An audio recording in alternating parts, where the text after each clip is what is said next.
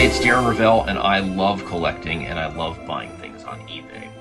Today I want to tell you a story about a card that has captivated the card collecting world over the past 8 months, say, and just kind of what this card means to me and how my work and my researching and my thought kind of rang true with what's going on with the marketplace. So when you go to eBay, when you're thinking about buying a card, you think about what other people are doing. You look at consummated prices.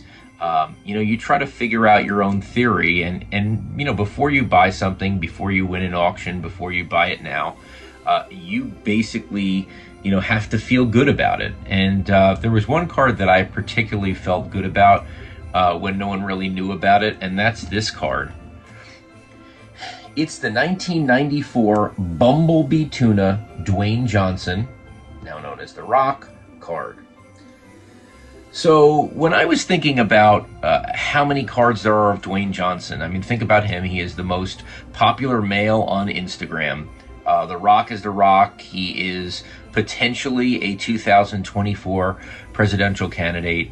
There was just not many sports cards that are available. I was not able to find a Canadian Football League card. He was cut pretty much right away. There were some early wrestling cards before he became The Rock, Rocky Maivia cards.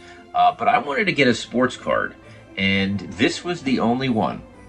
And so what I had to do before buying this, because I saw this on eBay, I had to kind of do the work, and I would encourage all you guys to do your own work. If there's an oddball card, or even if there's a card that everyone knows about, make sure you look up population reports on PSA or other graders, and make sure you do your own work. Don't just follow. And so when I looked at the population report of this card, it was pretty much non-existent. And then I wanted to go back and find out why. Why is this card so hard to get? And it begins with, when you look at it, it says perforated.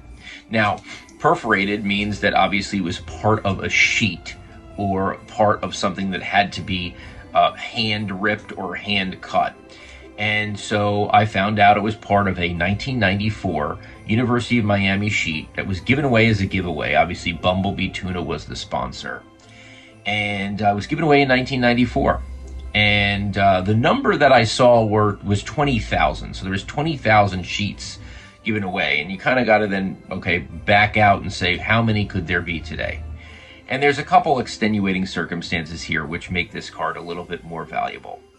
One, there were 2 Hall of Famers as part of that 1994 Miami team. And that was Ray Lewis and Warren Sapp. So why do I mention that? Oh, I mention that because when people are ripping out a sheet, they rip out those cards, and then they throw the rest away. That's the standard thing that they would do. And so I'm thinking about the fact that it took 3 or 4 or 5 years, really, to realize that Dwayne Johnson was The Rock, and that was still only 2000. That was when he was still a wrestler, and that was not when he was the iconic movie star that he is today. When you think about it, you get the 20,000, you think maybe half of those people naturally keep those sheets. And then half of those people rip out Warren Sapp and Ray Lewis. And all of a sudden, you're down to 5,000.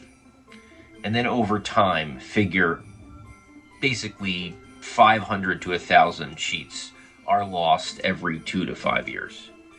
And when you get down to it, you figure, there could only be about, I would say, 200 to 300 of these cards still there in the sheet. Now here comes the hard part. Perforated. Perforated, in order to get a great grade on perforated, the nubs need to be showing. You cannot cut it out perfectly and get a Gem Mint 10. Which means that even if you find the sheet, and sheets are available on eBay, you then have to rip it out perfectly, and you can't cut it. And so there's an additional challenge with getting a 9 or a 10. And so I think there are 30 10s. That card has gone from 1,100 on June 29th, when I, on eBay, bought this card, which was a 9, for $725. This card now goes for $4,500. So again, just over the past 5 months. And what I love about it in the world of scarcity and fake scarcity, right? Fake scarcity by grading companies and by the card companies. Not that there's anything wrong with that. They create the scarcity, and that's obviously been very successful in the card collecting world. But I love true scarcity. I fall in love with true scarcity.